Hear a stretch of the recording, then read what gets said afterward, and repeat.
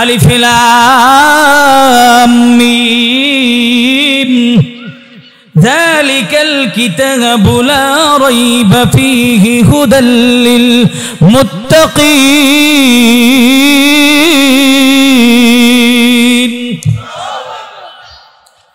আলিফ লাম মিম এই হরফগুলোকে বলা হয় হরফে মুকাত্তাত। এই হরফগুলোর অর্থ একমাত্র আল্লাহ ছাড়া আর কেউ জানে না। আলিফ শব্দের অর্থ কি, লাম শব্দের অর্থ কি, আলিফের অর্থ কি, লামের অর্থ কি, মিমের অর্থ কি, এই হরফগুলোর অর্থ একমাত্র আল্লাহ ছাড়া কেউ জানে না। কিন্তু দুঃখজনক হলেও সত্য, আমাদের দেশে কিছু মানুষ আছে যারা তাদের ছেলের নাম রাখে আলিফ, মেয়ের নাম রাখে মিম। রাখে কি রাখে না? আরেকটু জোরে এখন রাখে কি রাখে না? যেখানে আল্লাহ কোরআনে বলছেন এই হরফে মুকাত্তাত হরফগুলো যেগুলো আছে এই হরফগুলোর অর্থ একমাত্র আল্লাহ ছাড়া কেউ জানে না। এই পৃথিবীতে যত মুফাসসির ইকরাম কোরআনের তাফসীর করেছেন, আলিফ হরফের অর্থ কি কেউ করতে পারে নাই, লাম হরফের অর্থ কি কেউ করতে পারে নাই, মিম হরফের অর্থ কি কেউ করতে পারে নাই। কিন্তু আমাদের দেশের কিছু মানুষ এরা ছেলের নাম রাখে আলিফ, মেয়ের নাম রাখে মিম। যে হরফের কোনো অর্থই জানা নাই, তাহলে ওই হরফের নাম কেন হবে? এখন তাদেরকে জিজ্ঞাসা করলে তারা বলবে যেহেতু কোরআনের মধ্যে হরফটা এসেছে এবং কোরআনের সর্বপ্রথম হরফের নাম হলো আলিফ, এই জন্য আমি আমার ছেলের নাম রাখছি আলিফ। আলিফ হরফের কোনো অর্থ হয় না।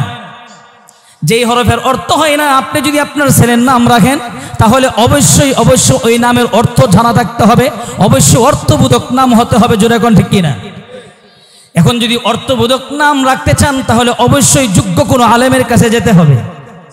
যোগ্য কোনো আলেমের কাছে যদি যান তাহলে ওই যোগ্য আলেম বলবে আপনি কি আপনার ছেলের নামটা কি গরম রাখবেন না নরম রাখবেন। যদি বলেন গরম তাহলে ছেলের নাম হবে ওমর, যদি বলেন নরম তাহলে ছেলের নাম হবে আবু বকর। ছেলের নাম কি? আবু বকর, গরম হলে ওমর। আপনাদের মসজিদ শাহী মসজিদের সম্মানিত খতিব আলহাজ হযরত মাওলানা মুফতি সালাউদ্দিন সাহেব অত্যন্ত যোগ্য আলেম, বড় আলেম। আপনি যদি আপনার ছেলের নাম রাখেন তাহলে আপনি সালাউদ্দিন সাহেব হুজুরের কাছে যাবেন যে আমি আমার ছেলের নামটা রাখতাম, ছেলের নামটা কি হতো? হুজুর বলবেন ছেলেটা নরম হোক তাহলে ছেলের নাম হবে আবু বকর, আবার যদি ছেলে হয় তাহলে ছেলের নাম হবে ওমর।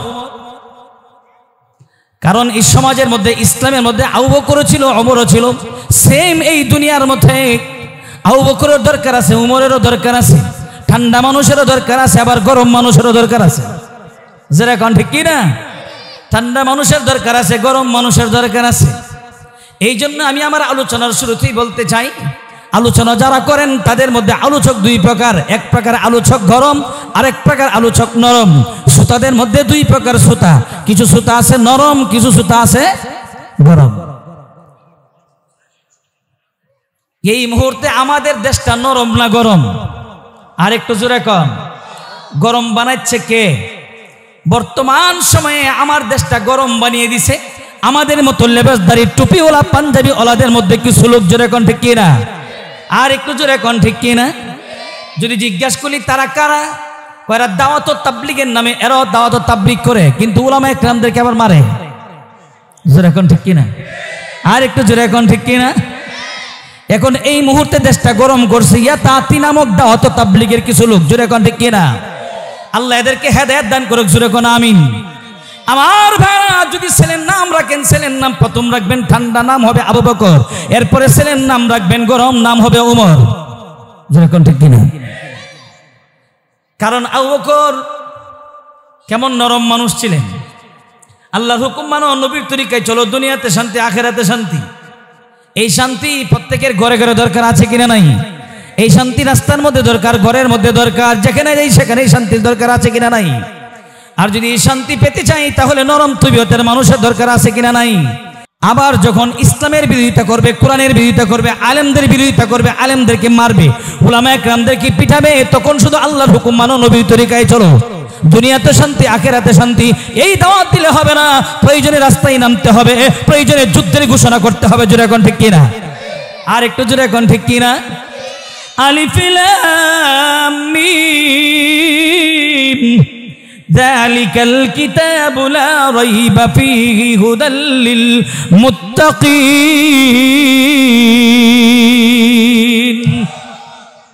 যালিকাল কিতাব তার মানে হলো যালিকাল কুরআন, লা রাইবা ফীহি, যেই কোরআন নিয়ে বসেছি এই কোরআনের মধ্যে কোনো সন্দেহ আছে?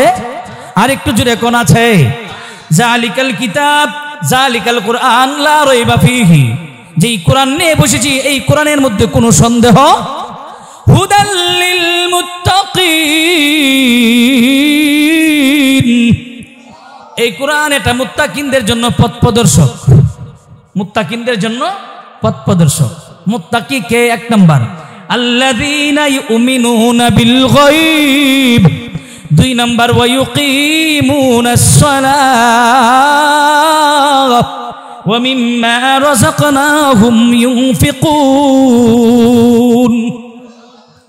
মুত্তাকির এক নাম্বার গুণ হলো আল্লাহকে দেখা যায় না, আল্লাহকে অনুভব করা যায় না, আল্লাহকে না দেখে আল্লাহকে অনুভব না করে যারা আল্লাহকে বিশ্বাস স্থাপন করবে তারাই হলো মুত্তাকি।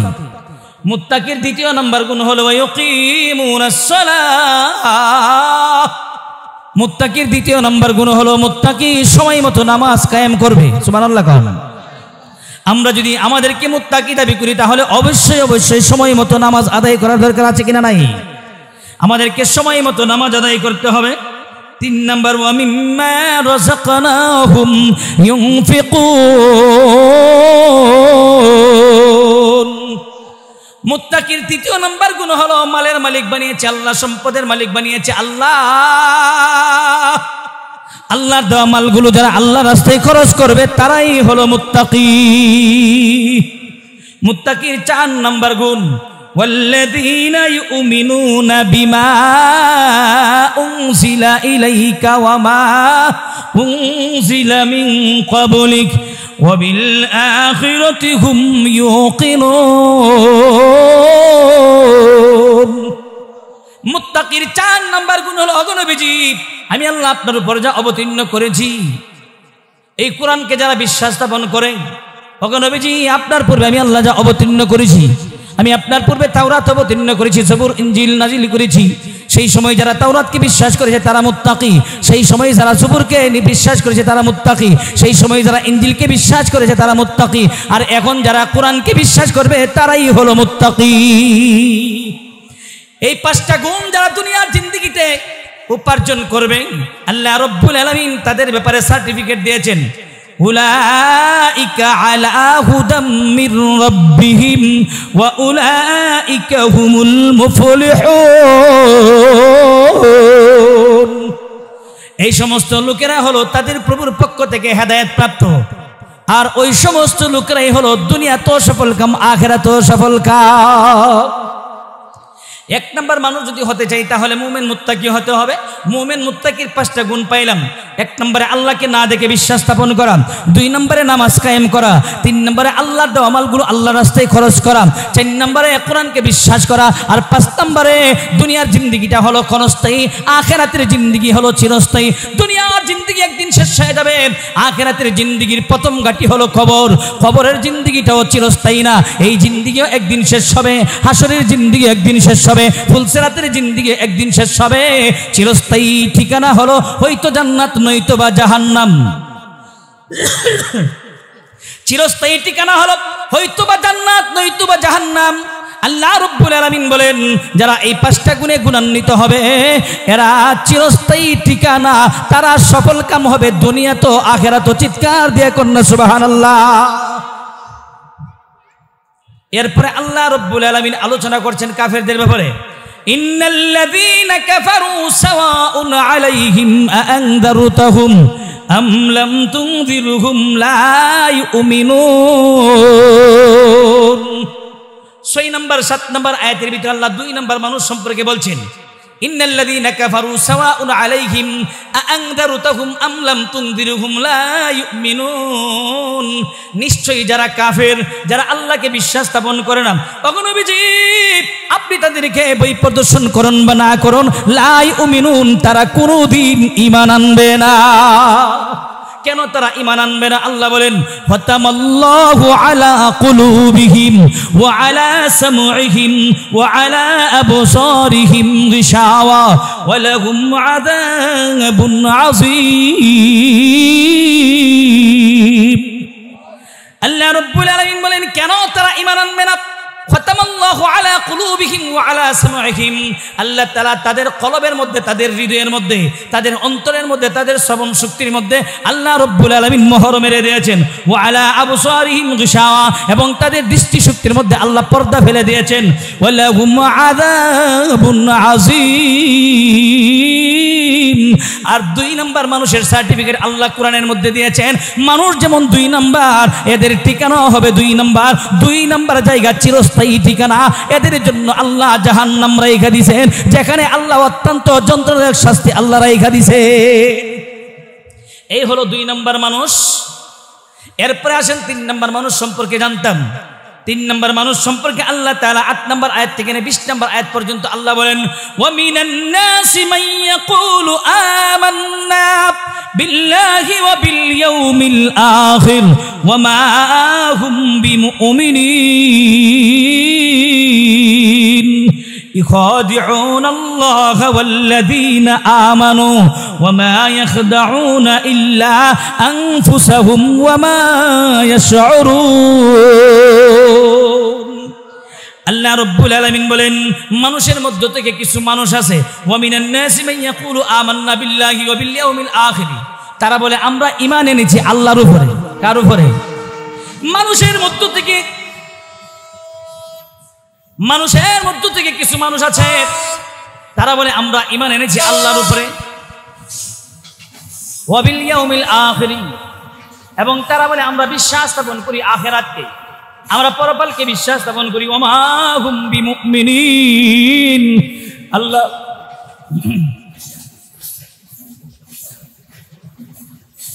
আল্লাহ রাব্বুল আলামিন বলেন ওগো নবীজি, এরা আল্লাহর প্রতি ঈমান আনে নাই, এরা পরকালকে বিশ্বাস করে নাই। ওয়া মা হুম বিমুমিনিন, এরা ঈমানদার না।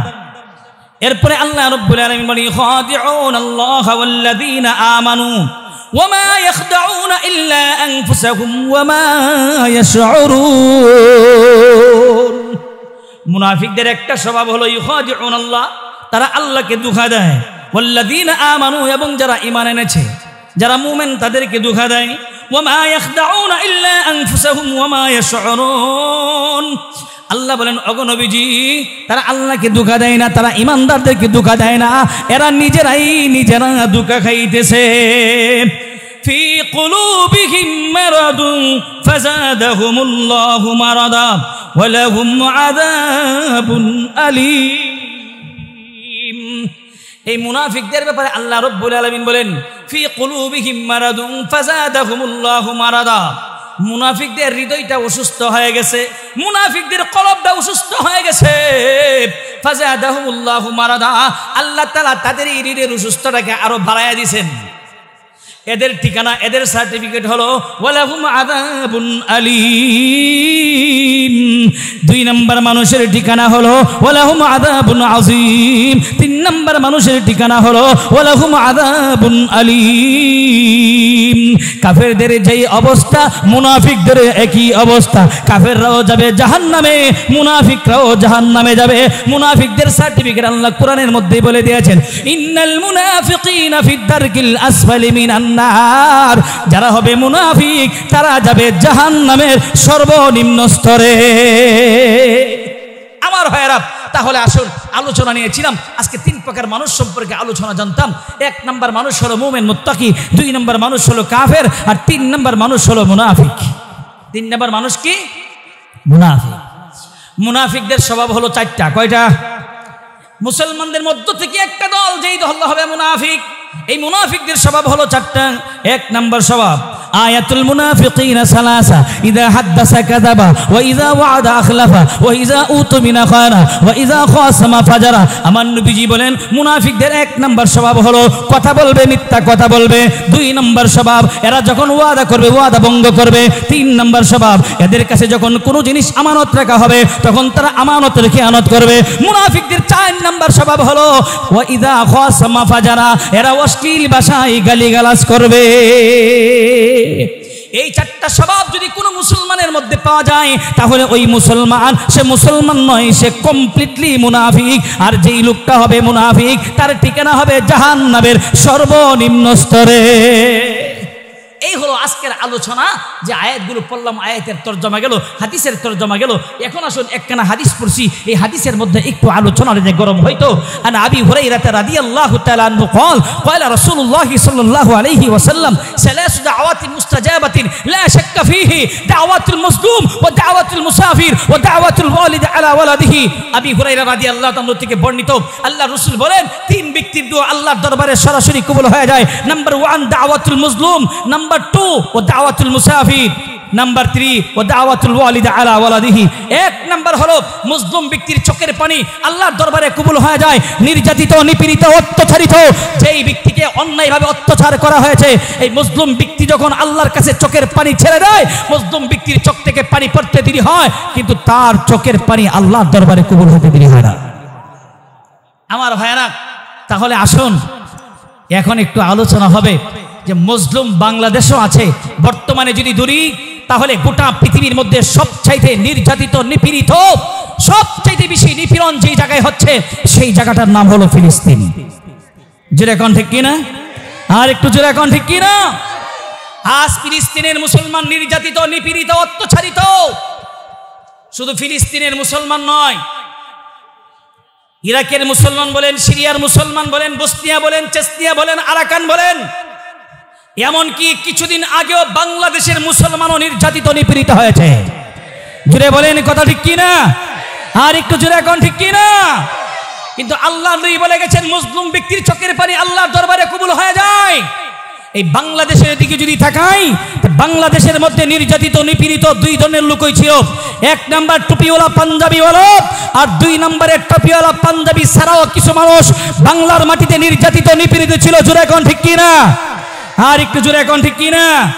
এখন যদি বলি যে টুপিওয়ালা পাঞ্জাবিওয়ালা তারা কিভাবে নির্যাতিত, নিপীড়িত হয়েছে, তারা নির্যাতন, নিপীড়িত হয়েছেন যারা এই হক কথা বলেছে। বইয়ের প্রথম দিক দিয়েই বলেছি, যেই সমস্ত আলোচকরা গরম কথা বলেছে, হক কথা বলেছে, এই স্বৈরাচারী সরকার, আওয়ামী লীগ সরকার, শেখ হাসিনা সরকার ওই আলেমদেরকে জেলখানায় বন্দী করে রেখেছে। জোরে এখন ঠিক কিনা? আর একটু জোরে এখন ঠিক কিনা? আমরা একটা মেসেজ দিতে চাই, অতীতেও যারা জুলুম, অত্যাচার, নির্যাতন করেছে, জুলুম, অত্যাচার, নির্যাতন করে তারা পৃথিবীর ইতিহাসে টিকতে পারে নাই, আল্লাহ তাদেরকে ধ্বংস করে দিয়েছে। বর্তমান সময়েও যারা পৃথিবীর ইতিহাসে যারা বিভিন্ন রাষ্ট্রের মধ্যে জুলুম, অত্যাচার, নির্যাতন, স্টিম রোলার চালিয়েছে, আল্লাহ তাআলা এদেরকে স্বৈরাচারী কায়দায় যারা ক্ষমতা দখল করে রেখেছিল, আল্লাহ এদেরকে বিদায় করে দিয়েছে। যেমন একটা এক্সাম্পল, 24টা বছর সেই সিরিয়ার যিনি স্বৈরাচারী কায়দায় ক্ষমতা দখল করে রেখেছিলেন, সেই স্বৈরাচার কোথায় এখন? জোরে এখন কোথায়? আমাদের দেশের ছেলেরা গান গায়, পালাইছে রে পালাইছে। জোরে এখন ঠিক কিনা? পালাইছে, পালাইছে। গোটা পৃথিবী থেকে স্বৈরাচারী কায়দায় যারা ক্ষমতায় ধরে আছে একটা একটা করে সব পালাচ্ছে। আমাদের বাংলাদেশ থেকেও পালাইছে। জোরে এখন ঠিক কিনা? আমার ভাইরা মেসেজ দিয়ে যে আপনাদেরকে চলে যাব, সময় খুব স্বল্প, আমি এতটুকু মেসেজ দিয়ে যাই, এই স্বৈরাচার অতীতেও যারা স্বৈরাচারী কায়দায় ক্ষমতা দখল করেছে এরাও বিদায় হয়েছে। এই সরকার বিগত যে 4 মাস আগে যে সরকার ছিল, এই সরকারও স্বৈরাচারী কায়দার মানুষের গণতন্ত্রের অধিকার হরণ করে নিয়েছে। মানুষ তার নিজের ভোট নিজে দিতে পারে নাই, ভোট কেন্দ্রের মধ্যে গিয়েছে, তোমার ভোট দেওয়া হয়েছে, ভোটের অধিকার মানুষের হরণ করে নিয়েছে। সুতরাং যারা মানুষের ভোটের অধিকার হরণ করে নেই, যারা মানুষের ক্ষমতা চিনে নেই, আল্লাহ তাআলা তাদেরকে সুযোগ দেয় কিন্তু আল্লাহ তাদেরকে ছেড়ে দেয় না। সূরা বুরুজের শেষ আয়াতের মধ্যে 13 নম্বর আয়াতের ভিতরে আল্লাহ বলেন, ইন্না বাতশা রাব্বিকা লাশাদীদ, আল্লাহর ধরা বড় কঠিন ধরা, আল্লাহর ধরা বড় শক্ত ধরা। আমার আল্লাহ ধরে না, ধরলে আল্লাহ ছাড়ে না। জোরে কোন ঠিক কিনা? আল্লাহ ধরেছে। এখন যদি বলি যে বিগত সরকারের পতন কেন হয়েছে, বিগত সরকারের পতন হওয়ার একটাই মাত্র কারণ, আজকের যে হাদিস আপনাদের সামনে পড়েছি, যারা মজলুম ছিল জেলখানার ভিতরে নির্যাতিত নিপীড়িত হয়েছে, ওই মজলুম মানুষের চোখের পানি আল্লাহর দরবারে কবুল হয়েছে।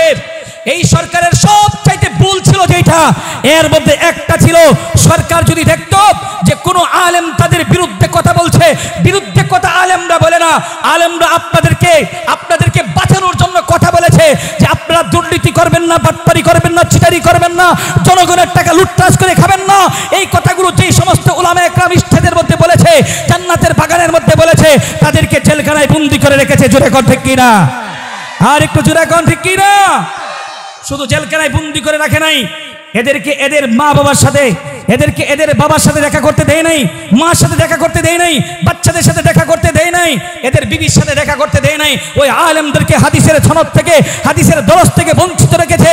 আর উলামায়ে কেরাম জেলখানার ভিতরে থাইকা চোখের পানিগুলো ছেড়ে একমাত্র আল্লাহর কাছে বিচার দিয়েছে, মালিক তুমি ছাড়া আমাদেরকে এই জালেম শাসকের হাত থেকে কেউ বাঁচাইতে পারে না।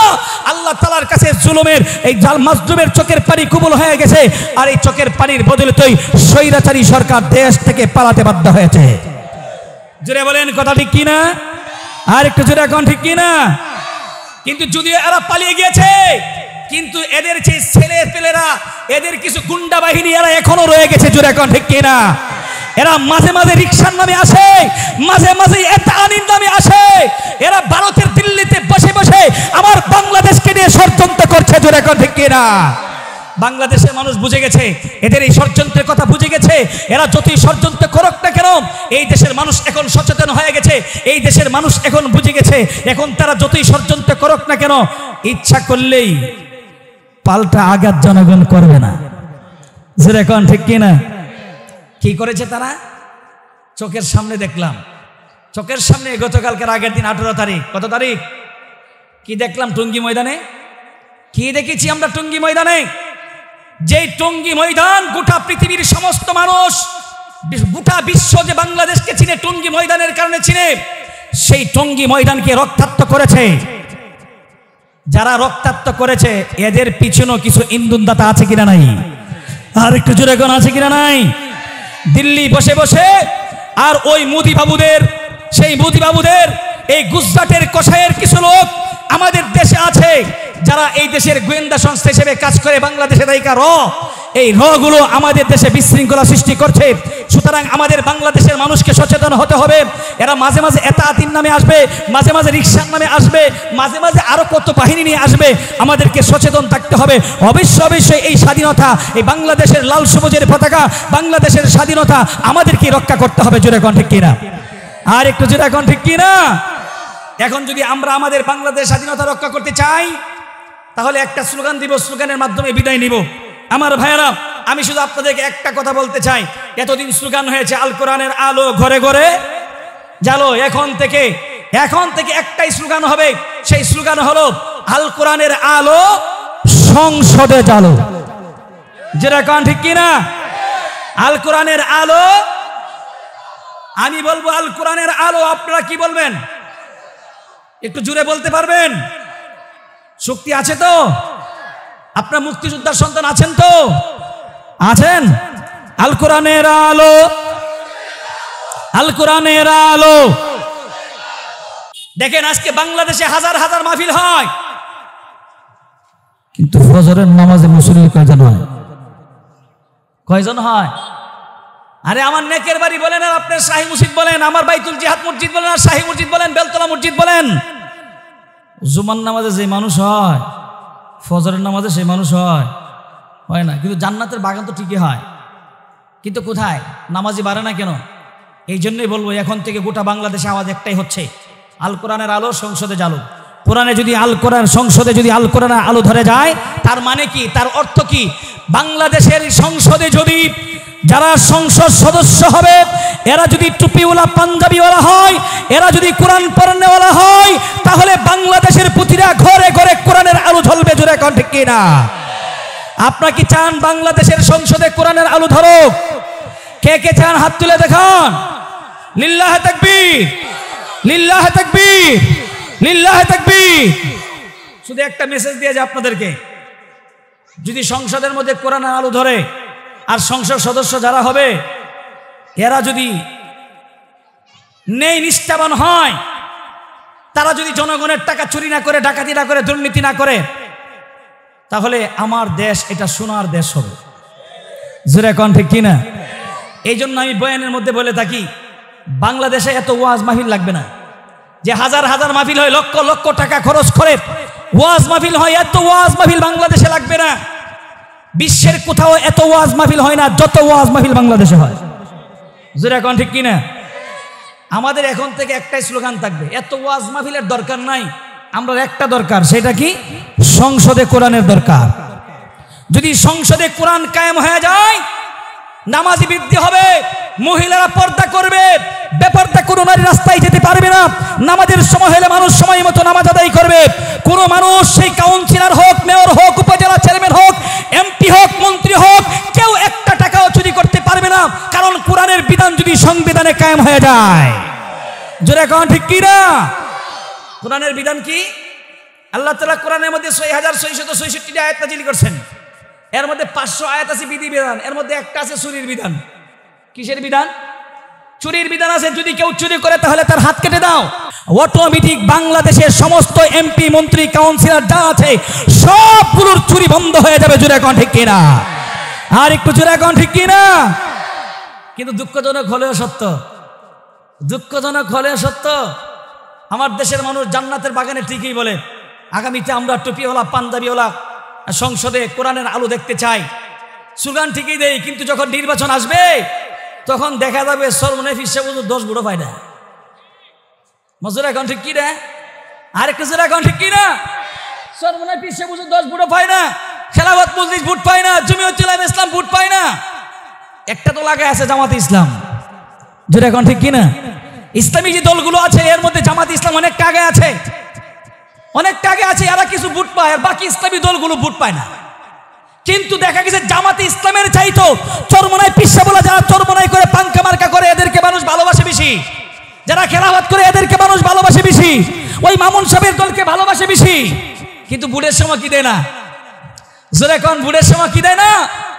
ভোটের সময় ভোট দেয় না। এই যে এতক্ষণ ওয়াজ করলাম, মুনাফিক কারে কয়? মুনাফিক কারে কয়?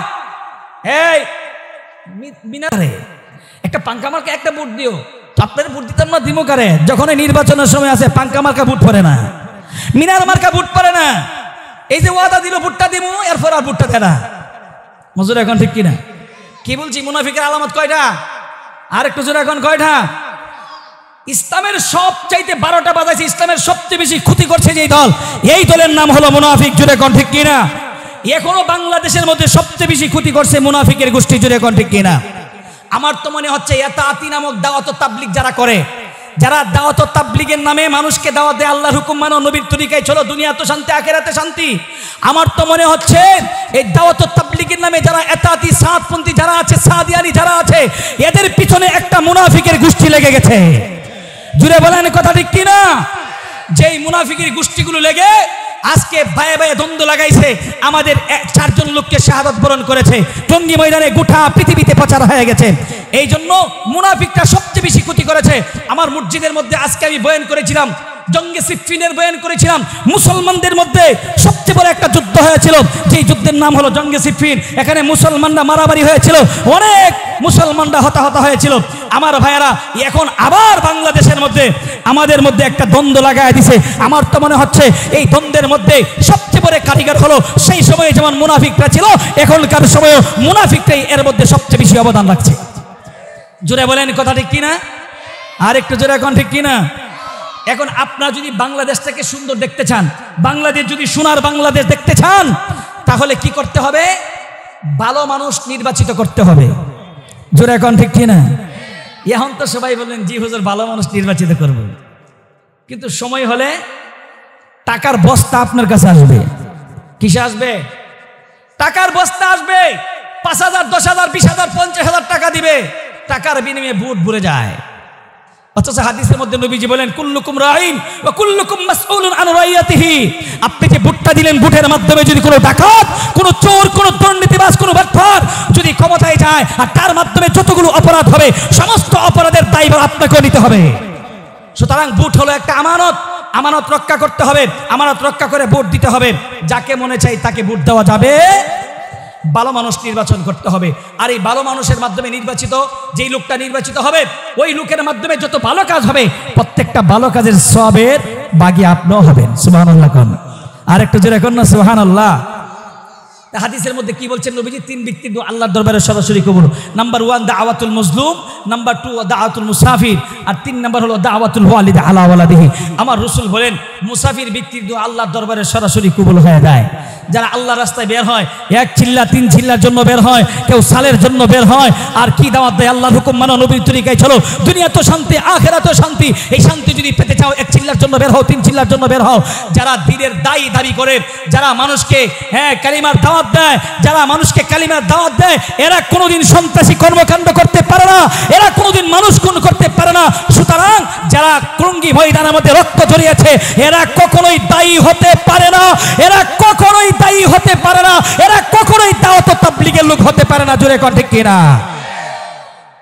যদি আপনারা দাওয়াত ও তাবলীগের লোক দাবি করেন, তওবা কইরা আসেন, তওবা কইরা আসেন। আপনারা বলেন আমাদের সাথে আলেম আছে, এই আপনাদের সাথে আলেম থাকবে কেন? আপনারা বলবেন আমরা আলেমের সাথে আছি। জোরে কোন ঠিক কিনা? আপনারা বলবেন আমরা আলেমের সাথে আছি, আপনাদের সাথে আলেম থাকবে কেন? তাহলে ওই আলেমরা আপনাদের পাছাটা গোলাম, আপনাদের সাথে ওই আলেমরা আছে যেই আপনার পকেট থেকে টাকা পায়, টাকার বিনিময়ে আপনার সাথে আছে। না হলে আমরা বলবো যে সমস্ত আলেমরা আপনাদের সাথে আছে, এই আলেমগুলো হলো উলামায়ে সু। এগুলা আলেম বলতে কিছুই না, এদের ভিতরে কোরআনের কোনো জ্ঞান নাই, হাদিসের কোনো জ্ঞান নাই। আর যদি জ্ঞান থাকতো তাহলে তারা ইয়াতাতিদের সাথে থাকতে পারতো না, সন্ত্রাসী কর্মকাণ্ড যারা করে তাদের সাথে থাকতে পারতো না। জোরে কথা ঠিক কিনা? তাহলে একটা স্লোগানের মাধ্যমে শেষ করে দিচ্ছি, পারবেন আমার সাথে স্লোগান দিতেন? আওয়াজটা আসতে হইতো না জোরে হইতো? বলেন তো, আলেম আছে যেখানে, যারা আওয়াজ দেন এরা এতাতি। জোরে কোন ঠিক কিনা? ঠিক কিনা? বলেন আলেম আছে যেখানে। ওই রাস্তার মধ্যে যারা দাঁড়ায় আছে এরা দি বলে না, এরা কি নাই আমাদের সাথে? বলেন আলেম আছে যেখানে, কোরআন আছে যেখানে, মাদ্রাসা আছে যেখানে, তালেবে ইলম যেখানে আছেন। তো এই যে স্লোগান দিলেন, আলেমদের সাথে আছেন, আলেমদের কথা শুনবেন, তলেব ইলমদের সাথে আছেন, মাদ্রাসার সাথে আছেন, এই স্লোগানটার কারণে আল্লাহ আপনাদেরকে মাফ করে দেবে। আর একটু জোরে এখন সুবহানাল্লাহ, আর একটু জোরে এখন সুবহানাল্লাহ। আজকে আমরা নেকের বাড়ি থেকে, বাইতুল জিহাদ মসজিদ থেকে আমরা মিছিল নিয়ে গিয়েছি বাজারে, সেখানে বক্তৃতা হয়েছে, অনেক মানুষ হয়েছে। আমি শুধু আপনাদেরকে আরেকটা মেসেজ দিয়ে যাচ্ছি, আমার মসজিদে এই মেসেজটা দিয়েছি, আপনাদেরকে আরেকটা মেসেজ দিয়ে যাচ্ছি। হেতাতি নামক যারা সন্ত্রাসী কর্মকাণ্ড টঙ্গীতে করেছে, এদের কোনো দাওয়াত ও তাবলীগের কাজ, এদের কোনো তালিম, এরা যদি দাওয়াত ও তাবলীগের নামে মসজিদের তালিম করতে চায়, এদের এই তালিম মসজিদ কমিটি কখনোই করতে দিবেন না। জোরে কোন ঠিক কি না? আমার এই কথার সাথে একমত কে কে হাত তুলে দেখাও। যারা হাত তুলে না এরা মনে হয় এতাতি। জোরে কোন ঠিক কি না? এদের এই কর্মকাণ্ড মুছিয়ে চলবে না। হ্যাঁ, এরা আমাদের ভাই, আমরা এদেরকে আবার বুকের মধ্যে টেনে নিব। যদি তারা তওবা করে, যদি তারা তওবা করে আবার ফিরে আসে আলেমদের সাথে, আলেমদের কথা অনুযায়ী চলে, তাহলে ইনশাআল্লাহ আমরা তাদেরকে আবারও বুকের মধ্যে ধারণ করব। এরা আমাদের ভাই, এরাও দাওয়াত ও তাবলীগের কাজ করবে, আমরাও দাওয়াত ও তাবলীগের কাজ করব। একসাথে মিলেমিশে মসজিদের মধ্যে তালিম হবে, গাছতে হবে, বিরিয়ানি গাছতে হবে, সব কিছু হবে। আমরা একসাথে দল বেঁধে টেঙ্গির ইস্তেমা যাবো, 1 চিল্লায় যাবো, 3 চিল্লায় যাবো। জোরে কোন ঠিক কিনা? আর একটু জোরে কোন ঠিক কিনা? এই স্বল্প সময় আধা ঘন্টার ভিতরে 40 মিনিটের ভিতরে যে কথাগুলো বলেছি, খোলাসা কথা বলে ফেলেছি। আজকের আলোচনার বিষয়বস্তু 3 প্রকারের মানুষ: মুমিন, মুত্তাকি, কাফের, মুনাফিক। প্রথম নাম্বার মানুষ যাইব জান্নাতে, উলাইকা আলা হুদাম মির রাব্বিহিম ওয়া উলাইকা হুমুল মুফলিহুন। এদের দুনিয়ার জিন্দেগি সফল, আখিরাতেও সফল। দুনিয়াতে মানুষ সফলতা চায়, পারিবারিক জীবনে, অর্থনৈতিক জীবনে, ব্যক্তিগত জীবনে সফলতা চায়। যদি সফলতা চান তাহলে মুমিন, মুত্তাকি হন। যেটা কোন ঠিক কিনা? এই হলো 3 প্রকার মানুষ। হাদিসের মধ্যে নবীজি বলছেন 3 ব্যক্তি দোয়া আল্লাহর দরবারে কবুল: মজলুম, মুসাফির ও দাওয়াতুল ওয়ালিদ আলা ওয়ালাদিহি। পিতা মাতার দোয়া আল্লাহর দরবারে কবুল হয়ে যায়। আল্লাহ তাআলা যে কথাগুলো বলেছি, আল্লাহ আমাকে আপনাদের সকলকে কথাগুলোর উপর আমল করার তৌফিক দান করুক। ওয়া আখির দাওয়ানা আলহামদুলিল্লাহি রাব্বিল আলামিন। আসসালামু আলাইকুম।